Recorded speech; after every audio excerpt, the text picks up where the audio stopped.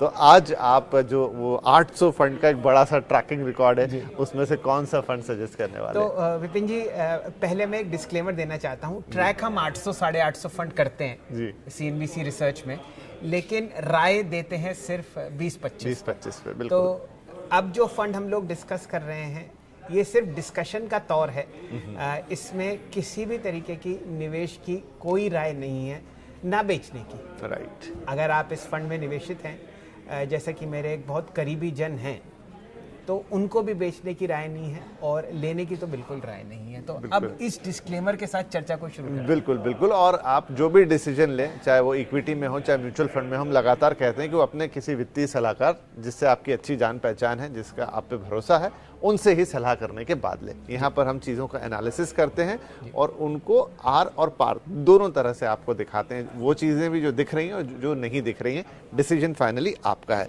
Right. तो आज हम बात करने वाले हैं HDFC फ्लेक्सी कैप फंड पे। जी।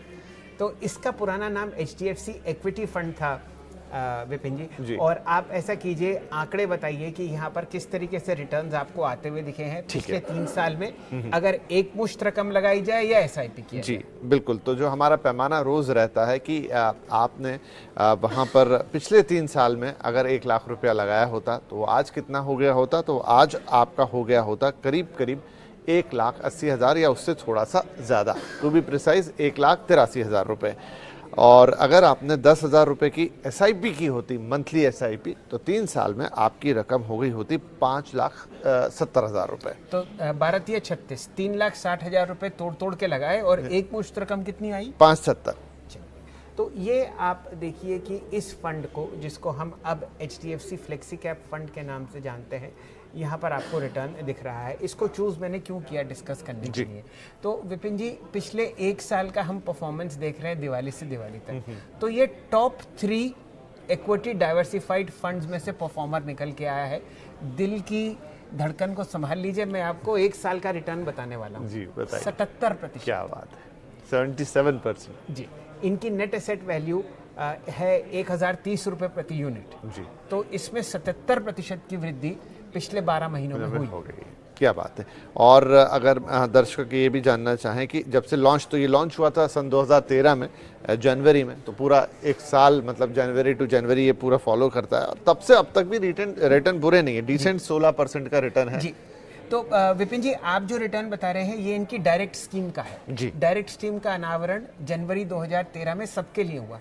डायरेक्ट का मतलब ये है कि आप HDFC AMC से जुड़ें और उनसे सीधा लें, तो वो एक अच्छी बात है। लेकिन ये स्कीम लॉन्च हुई थी जनवरी 1995 में। ओके। और 1995 से 26 साल के अंतराल में आपने यहाँ पर साल दर साल HDFC फ्लेक्सी कैप फंड को फिर दिल की धड़कन थाम लीजिए रिटर्न देते हुए दिखा है 18.9%। तो समझिए कि लगभग अगर आप 72 को 19 से भाग करें तो 3.25 साल में आपने अपना पैसा, 3.5 साल में अपना पैसा डबल होते हुए देखा है। 21 साल के दौरान। तो 7 का चक्का लगा। अगर आपने लाख लगाया तो वो 2 हुआ, 2 का 4 हुआ, 4 का 8 हुआ, 8 का 16, इस तरीके से बढ़ा। तो ये लॉन्ग टर्म ग्रोथ बहुत बढ़िया तरीके से आपको दिखाता है और ये बड़ा फंड है। जी। यहाँ पर 26,770 करोड़ रुपए निवेशित है। और इस फंड ने विपिन जी, जो इनके फंड मैनेजर हैं प्रशांत जैन साहब, वो मेरे व्यक्तिगत मित्र भी हैं और उनसे मैंने बाजार में बहुत सीखा है। जी। उन्होंने हर तरीके के उतार चढ़ाव को इस फंड में बहुत बखूबी देखा, समझा और किनारे पर नैया लगाई निवेशकों की। तो ये बहुत ही मंझे हुए खिलाड़ी हैं और बहुत बढ़िया तरीके से इन्होंने इस फंड को संभाला है। जी बिल्कुल। अच्छा, मुझे जब ये AMU मैंने भी यहाँ 26,000 डाला तो मुझे लगा कि सिर्फ 7 साल के अंदर इतनी रकम कैसे आई, लेकिन आपने खुलासा किया है कि नहीं, ये डायरेक्ट प्लान है और जो एक्चुअली शायद रेगुलर प्लान जो है वो 1995 से जनवरी सन 1995 को ये फंड लॉन्च किया गया था। और वहाँ से अब तक अगर आप साल दर साल रिटर्न देखें तो 18.8% रिटर्न सालाना यहाँ पर आपको आता है। क्या बात है, बहुत शानदार। अब बात कर लेते हैं इनकी टॉप होल्डिंग्स की और अब मजा आने वाला है। जी बताइए विपिन जी। नंबर 1 पे State Bank of India, ICICI bank, NTPC, Infosys, Larsen and Toubro, Coal India, ITC, Reliance Industries, Power Finance Corporation और एक्सिस बैंक।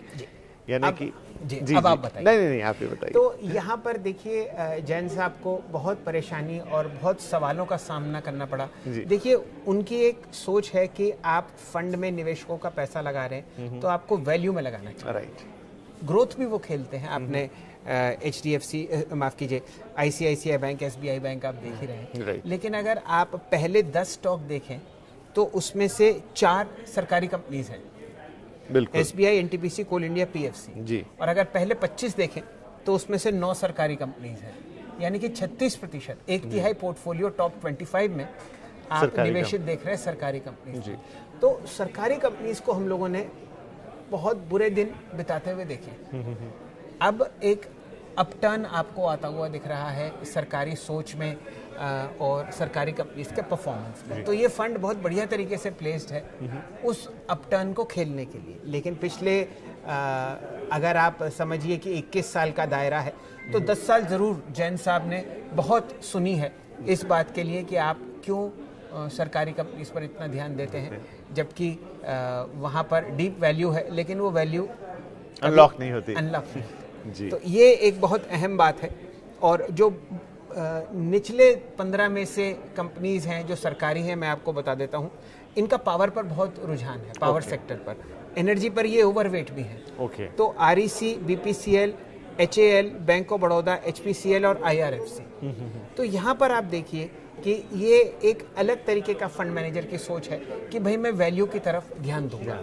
अब वो कब वैल्यू मिलेगी ये समय ही बताएगा। जैसे कल वाले फंड में हमने देखा कि इस समय वो मौका आया जब उनकी जो बैंकिंग पावर उन्होंने उसमें डाल रखी थी वो वैल्यू अनलॉक होती हुई दिखी और शानदार रिटर्न आए। हालांकि इनके टॉप 10 की बात करें तो सहारा सब उन चीजों का ही लेते हैं जहां अब आप देखिए यहाँ पर टॉप 10 में आपको पावर के 3 स्टॉक दिख रहे हैं जी। NTPC, कोल इंडिया, पावर फाइनेंस कॉर्पोरेशन, ठीक है। और बचे हुए 15 में से REC, BPCL, HPCL भी आपको पावर के दिखते हैं जी, या एनर्जी रिलेटेड। तो एनर्जी बास्केट में ये ओवरवेट है और फाइनेंशियल सर्विसेज में तो ज्यादातर फंड मैनेजर्स आपको ओवरवेट दिखेंगे। और यहाँ भी 4 बैंकों ने मामला संभाल रखा है, SBI, ICICI, एक्सिस और हाँ जी 3 बैंकों ने, जहां पर हम अक्सर बैंकों को टॉप 10 लिस्ट में जरूर देखते हैं। इन्फोसिस भी है और रिलायंस इंडस्ट्रीज भी। ये 5 शेयर तो ऐसे हैं जो टॉप 10 में हर किसी के नजर आते हैं, उसके बिना उनका काम नहीं चलता। बिल्कुल। अच्छा, अब ये कॉन्सेंट्रेटेड पोर्टफोलियो है, यानी कि पहले 10 शेयर में कुल मिला के 52 शेयर हैं जिसमें 26,770 करोड़ रुपए निवेशित हैं और पहले 10 में आपने आधे से ज्यादा प्रतिशत पोर्टफोलियो जुड़ता हुआ देखा, यानी कि 53%। तो 13,300 करोड़ निवेशित हैं जो पहले 10 काउंटर्स हैं जिनका हमने जिक्र किया, जिसमें से 4 सरकारी कंपनीज हैं। राइट। तो अब यह है कि इस तरह के जो फंड्स होते हैं इनमें जैसे आपने कहा कि अब सरकारी कंपनियां हैं, हमें इंतजार थोड़ा लंबा करना पड़ता है, उसके लिए जैन साहब ने बहुत सारी लोगों की बातें भी सुनी, लेकिन क्या ये अपने फुल पोटेंशियल पे आया या जिस दिन आएगा ये रिटर्न जो 77% जैसा हमें और भी बढ़ता हुआ दिखाई देगा? विपिन जी, इसके 2 जवाब हैं। देखिए, जो आपने पिछले साल देखा वो एक अविस्मरणीय घटना थी, वो दोबारा नहीं होगी। ओके। तो एक बात तो पक्की है, मतलब कि अगर 4 चांद नीचे आ जाए तो आप इस साल में 77% के बाद 77 और देखेंगे। ओके। वो नहीं होने वाला। ठीक है। अगर अगले 3 साल में भी आपको कंबाइंड 77 मिल ले तो भी बहुत बड़ी बात है, लेकिन मुश्किल है जी। लेकिन ये बात है कि अगर सरकारी कंपनीज अपने पोटेंशियल के हिसाब से और डाइवेस्टमेंट थीम को काम करती हुई दिखती हैं तो यहाँ पर आपको एक एक्स्ट्रा तड़का रिटर्न का दिखेगा। ये मैं कहना चाहता हूँ। ठीक है। ये कब होगा ये किसी को नहीं पता, लेकिन आप यहाँ पर वो रुझान देख रहे हैं। ये रुझान कई सालों से कि ये अनलॉक होगा वैल्यू। अब वो प्राइवेटाइजेशन, डिसइन्वेस्टमेंट के थ्रू होगा, कैसे होगा ये किसी को नहीं पता। ये उम्मीद है, ये वेट एंड वॉच वाली बात है, उम्मीद है। बाकी इस साल में रिटर्न अच्छा है, लेकिन जैसे सर कह रहे हैं कि वो 77% एक अनप्रेसिडेंटेड जिसको कहते हैं उस तरह की घटना है। ऐसी बार बार घटनाएं होती हुई नहीं दिखती हैं, लेकिन अब यह है कि उम्मीद पे दुनिया कायम है। तो आगे जिस उम्मीद पे ये पूरा पोर्टफोलियो खड़ा है वहाँ पे वैल्यू अनलॉक होगी तो फिर वो रिटर्न आते हुए दिखेंगे। और लेकिन अगर साल दर साल की बात करें पिछले 25 साल में तो 18% ऑन एन एवरेज। मैं आपको हमेशा कहता हूँ अगर प्रभु की कृपा आपके ऊपर है और आप बहुत कम ट्रेड करते हैं, SIP के जरिए निवेश करते हैं, आपको 17-18% मिलता है और वो 40 साल तक मिलेगा। तो आपको कोई चिंता करने की जरूरत नहीं, लंबी नींद सोइए और कुछ मत कीजिए। एसआईपी को बंद मत कीजिए। जब खर्चे की जरूरत हो वो जरूर अपने फंड्स को बेच के कीजिए। हाँ। अच्छे फंड में निवेश कीजिए, साल में एक बार पोर्टफोलियो चेक कीजिए और निंद्रा में सो जाइए। अब तो सब ऑटोमेट हो चुका है, और क्या चाहिए? और क्या चाहिए, राइट। तो चलिए, आज एक और फंड की चर्चा हो गई और ऐसे ही बेहतरीन फंड्स हम उस पिटारे में से निकाल के आपके लिए लाते रहेंगे। हाँ, फिर से एक बार कह देते हैं कि हम फंड का एनालिसिस करते हैं, फाइनल डिसीजन आपका होगा। अपने वित्तीय सलाहकार से जरूर सलाह लें बेचने या खरीदने से पहले। आज चर्चा हो रही थी HDFC फ्लेक्सी कैप फंड पर। ये फंड 1995 से आपको हर साल कंपाउंडेड एनुअल ग्रोथ रेट के हिसाब से 18.8% का रिटर्न दे रहा है। और यहाँ के पहले 25 टॉप होल्डिंग्स में से 9 सरकारी कंपनी है, पहले 10 होल्डिंग्स में से 4 सरकारी कंपनी है। राइट। और हाँ, हम ये भी आपसे निवेदन कर देते हैं कि आपके भी मन में अगर किसी पर्टिकुलर फंड को लेकर कोई सवाल है, कोई जिज्ञासा है, तो आप जरूर हमें लिखें। उस फंड पे भी किसी दिन जरूर चर्चा की जाएगी। एक बात मैं और कहना चाहता हूँ, एक समय था भारतीय बाजारों में जब इतना ज्यादा KYC का नॉर्म्स नहीं था, तो मैंने इस फंड को कई बच्चों को उनके जन्मदिन पर खरीद के दिया है कि भाई खिलौना विलाना तो मैं देता नहीं, लेकिन ये आपके लिए एक फंड। बच्चे को तो कुछ समझ में आया नहीं है ना, लेकिन वो माताजी को उनके हाथ में पकड़ा दिया, पिताजी के हाथ में पकड़ा दिया, और वहाँ से जो इनिशियल परचेजेस थी 14 रुपए के आसपास थी। जो अब आपके सामने 1030 रुपए। तो रिटर्न बनता है बशर्ते कि आप बेचे ना और अच्छी चीज खरीदिए, उसे बेचिए मत, उसे फलने फूलने का मौका दीजिए और फिर देखिए क्या रिटर्न्स आते हैं। मैं एक बात और कहना चाहता हूँ विपिन जी, बात जरा बढ़ती हुई जा रही है। आप देखिए कि ये फंड मैनेजर कितना वैल्यू की तरफ ध्यान देते हैं। HDFC स्टेबल से ये कंपनी आपको आती हुई दिख रही है, फंड उन्हीं की AMC का है जी।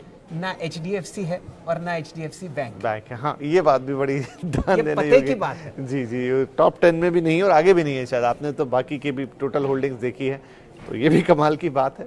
फंड मैनेजर का अपना विश्वास है, अपना तौर तरीका है, उनको कैसे पसंद आया, लेकिन हाँ, उन्होंने 14 रुपए वाली चीज़ को 1000 रुपए पे तो पहुंचा दिया अपनी मेहनत से।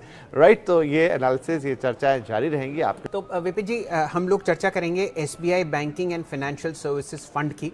ये एक 5 स्टार फंड है जिसमें आप जो नेट एसेट वैल्यू यानी कि 26 रुपये 76 पैसे में आप यहाँ पर हर यूनिट खरीद सकते हैं। लेकिन इस पर चर्चा करने से पहले मैं एक बात ये बताना चाहता हूँ कि अक्सर जब हम लोग एक सेक्टोरल फंड की चर्चा करते हैं तो सबसे पहले तो राय देते हैं कि इसको ना लें।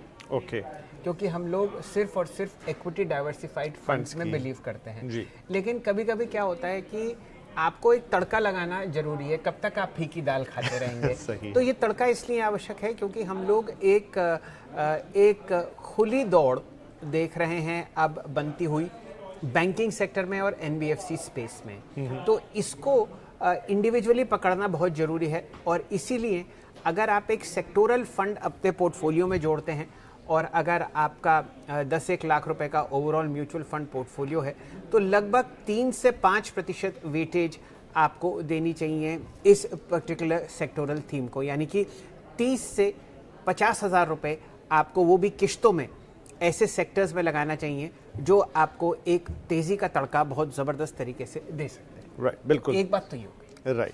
और मैं थोड़ा आइडिया दे देता हूँ। SBI banking and financial services fund, जिस पे आज हम चर्चा करने जा रहे हैं, NAV बता ही दिया सर ने आपको। एसेट अंडर मैनेजमेंट करीब 3000 करोड़ रुपए का है। 2015 में ही ये लॉन्च हुआ है फरवरी में, और तब से अब तक इसने एवरेज एनुअल 17% से ज़्यादा के रिटर्न दिए हैं।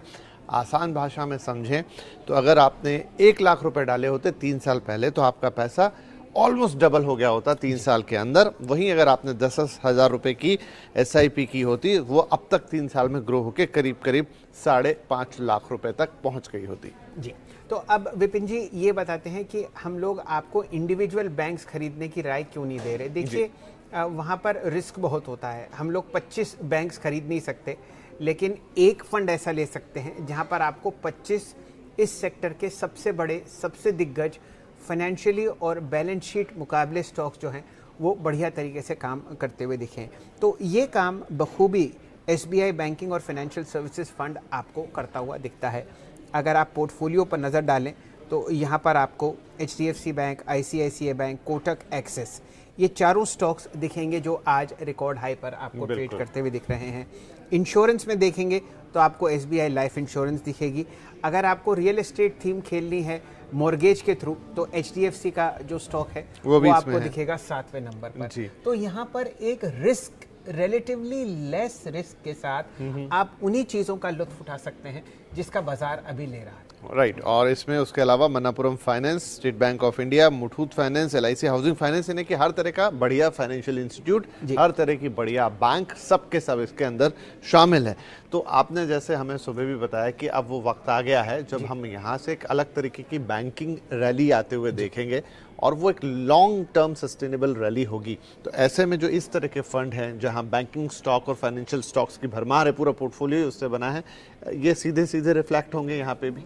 जी हाँ, मोर और लेस, मतलब आप समझिए कि 100 में से 99% जो तेज़ी आप उस सेक्टर में देख रहे हैं वो आपको यहाँ पर बखूबी आती हुई दिखेगी, बल्कि यहाँ पर आपको वो तेज़ी और अच्छी तरीके से निखरती हुई दिखेगी क्योंकि यहाँ पर जो स्टॉक्स हैं आप देखिए पोर्टफोलियो में इनके जो नंबर ऑफ स्टॉक्स हैं वो हैं 19 और 19 के 19 आप समझिए 24 कैरेट कंपनीज हैं। राइट तो और ये एक बहुत अहम बात होती है विपिन जी कि हम देखिए 19 शेयर नहीं ले सकते और अगर आप 19 लेंगे तो फिर वो डाइवर्सिफिकेशन नहीं होगी, वो बिल्कुल समझिए कि रोटी के साथ नान और नान के साथ पराठा और उसके साथ लच्छा पराठा वाले की बात हो जाएगी। तो इसीलिए आपको अपने पोर्टफोलियो में एक कम प्रतिशत 3 से 5% ऐसा एक फंड जोड़ना है जो आपको इस तेजी में साथ देता हुआ दिखे। और ये तेजी क्यों आएगी, हम लोगों ने अब तक 4 नतीजे देखे हैं Vipin ji, Bajaj finance, HDFC bank, ICICI bank और एक नतीजा और आया था जो बहुत बढ़िया बैंकिंग सेक्टर से, फेडरल बैंक की आप बात कर रहे हैं? जी हाँ, फेडरल बैंक। यहाँ पर हम लोग अलग अलग सेगमेंट्स में जहाँ पर ये लीडर्स हैं आपको वो तेजी बताते हुए दिख रहे हैं। राइट कॉस्ट ऑफ कैपिटल कम हो चुकी है और आप देखिए मूडीज का फाइनेंशियल सेक्टर पे भी अपग्रेड आया था जिसकी हम चर्चा 15 दिन 20 दिन पहले कर रहे हैं। तो एक नया उदय आपको होता हुआ दिख रहा है, कैपेसिटी एक्सपेंशन हो रही है। आप, मैं, विपिन जी, अन्य कई तरीके के लोग लोन्स उठा रहे हैं और उस वजह से बाजार में एक अलग चहक है। अगर मैं और आप लोन उठाते हैं कोई सामान खरीदने के लिए तो वो कंपनी भी लोन उठाती है कोई सामान बनाने के लिए। देखिए, और यही एक सत्र और एक चक्र आपको बड़ा होता हुआ दिखेगा। ICICI बैंक ने 17% क्रेडिट ग्रोथ का बिगुल बजाया है जी।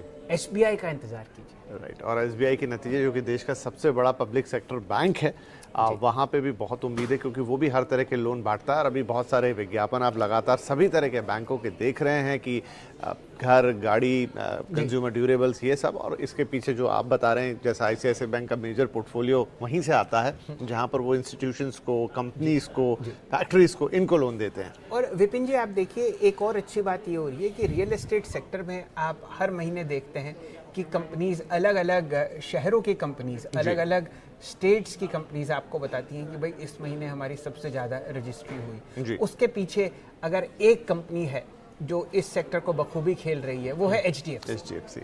तो वहाँ पर आप ताबड़तोड़ मोमेंटम देख रहे हैं। HDFC के नतीजे कुछ दिनों में आपको आते हुए दिखेंगे और HDFC ने नतीजे आने से पहले एक अपडेट दिया था कि भाई लोन ग्रोथ मेरी बहुत अच्छी हुई है। हर तरफ से आपको पैसा आता हुआ दिख रहा है और लोग बड़े बड़े घर खरीद रहे हैं। अब बड़े घर खरीदेंगे तो उसमें पर्दे टांगेंगे, AC लगाएंगे, बिजली लगाएंगे, फ्लोरिंग करेंगे, फ्रिज खरीदेंगे, टीवी खरीदेंगे, उसको खूबसूरत मकान को घर बनाएंगे और मकान को जब घर बनाएंगे तो इकोनॉमी में जो चहक है वो आपको आती है। और वैसे भी कहा ही जाता है कि रियल एस्टेट सेक्टर अगर चलता है तो उससे डायरेक्टली रिलेटेड सिर्फ घर बनाने में, ये तो आपने उसके आगे की भी बातें हमें बता दी, बनाने में 30 और सेक्टर चलते हैं जो कि मेजर रोल प्ले करते हैं किसी भी अर्थव्यवस्था के अंदर। जी, तो मेरे हिसाब से ये एक बहुत ही बढ़िया फंड है जो आपके पोर्टफोलियो का 3 से 5% होना चाहिए म्यूचुअल फंड्स का, क्योंकि हम लोग एक ज़बरदस्त मोमेंटम ट्रैक कर रहे हैं। देखिए यही स्टॉक्स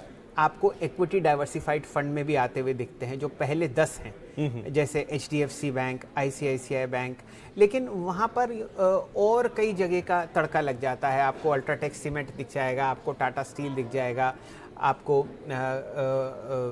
अन्य कई काउंटर्स दिख जाएंगे, हिंदुस्तान यूनिलीवर, ITC, वो सब अच्छी बातें हैं। लेकिन अगर सिर्फ और सिर्फ आपको एक तेजी का मोमेंटम खेलना है फाइनेंशियल सर्विसेज, बैंक्स और एनबीएफसीज में, तो इससे बेहतर कोई फंड नहीं और सिर्फ 27 रुपए और सिर्फ 27 रुपए का एनएवी। और आपने कहा कि आपके पोर्टफोलियो का 3 से 5%, तो मान लीजिए 10,000 रुपए का पोर्टफोलियो रखते हैं तो 500 से 1000 रुपए आप यहाँ पर लगा सकते हैं एसआईपी के तौर पे। बिल्कुल ठीक है, तो ये चीज़ें हो गई। और अब ये हुआ कि जब आप म्यूचुअल फंड में जाते हैं तो थोड़ा लॉन्ग टर्म देखते हैं, तो कब तक, कितने समय तक इसमें निवेश? विपिन जी, मैंने तो आज तक राय दी ही नहीं कि आप अपना एसआईपी रोकिए, ये बिल्कुल गलत बात है। जब तक आपकी तनख्वाह है तब तक आपका एसआईपी चलना चाहिए। आप ज़रूर उसमें से पैसा निकालिए और बच्चों की पढ़ाई के लिए इस्तेमाल कीजिए, नए एसेट्स खरीदने के लिए इस्तेमाल कीजिए, घूमने जाना चाहते हैं घूमने जाइए, जहाँ जहाँ आपको ज़रूरत दिखती है वो ज़रूरत को ज़रूर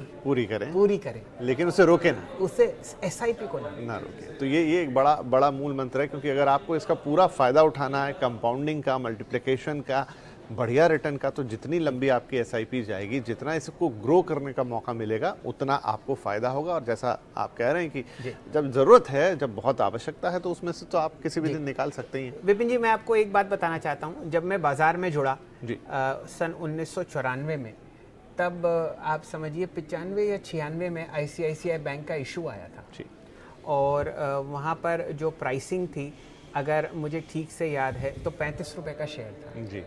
और 35 रुपए का शेयर फिर स्प्लिट हुआ 5 में। और अब अगर आप वहाँ पर लंबी अवधि के रिटर्न देखेंगे तो स्टॉक 1995 से सन 2021 तक लगभग 50 गुना बढ़ चुका है। 50 गुना आपका पैसा बढ़ा है जी। और आगे आने वाले सालों में यही तरीके से आप रिटर्न आते हुए देखेंगे।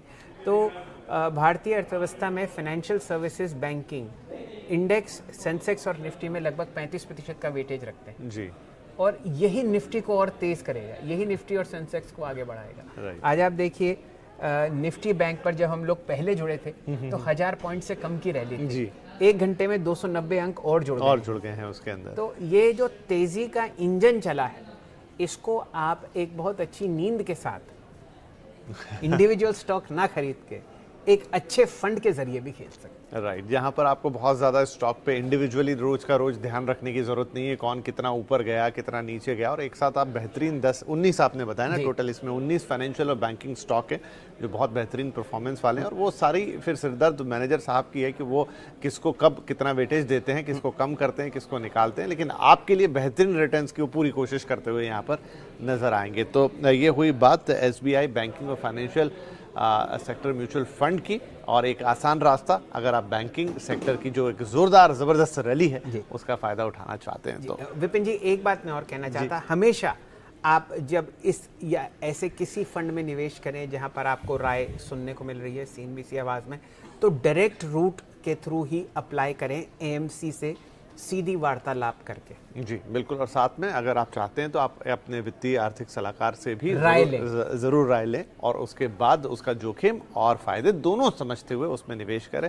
हम यहाँ आपको फंड की बारीकी और उससे जुड़े हुए बाकी तथ्य, अर्थव्यवस्था से जुड़ी हुई चीजें, बाजार की क्या समझ है उसके बारे में, किस तरह का रैंकिंग है और तमाम दूसरे पहलू एक्सप्लेन कर रहे हैं, लेकिन आप अपने वित्तीय सलाहकार से जरूर सलाह मशवरा कर लें।